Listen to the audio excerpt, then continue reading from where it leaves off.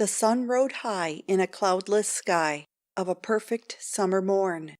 She stood and gazed out into the street and wondered why she was born.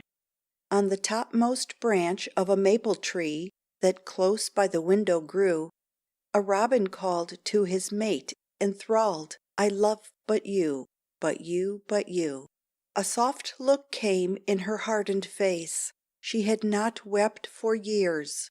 But the robin's trill, as some sounds will, jarred open the door of tears. She thought of the old home far away. She heard the whir of the mill. She heard the turtle's wild, sweet call, and the wail of the whippoorwill, whippoorwill, whippoorwill. She saw again that dusty road whence he came riding down. She smelled once more the flower she wore in the breast of her simple gown.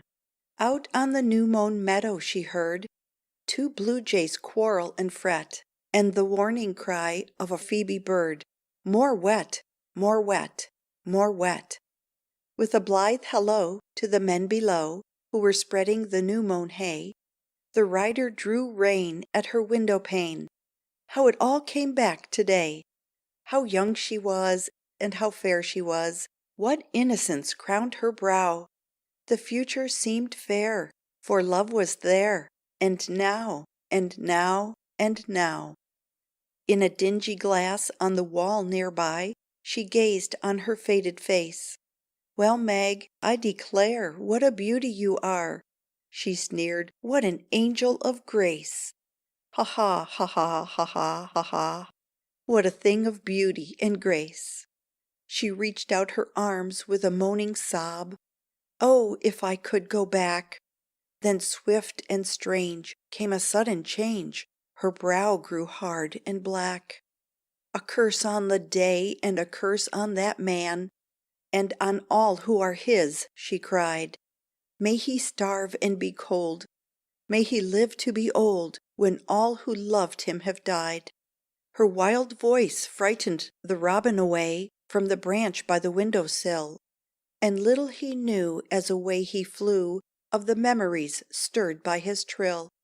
He called to his mate on the grass below, "Follow me," as he soared on high, and as mates have done since the world begun, she followed and asked not why.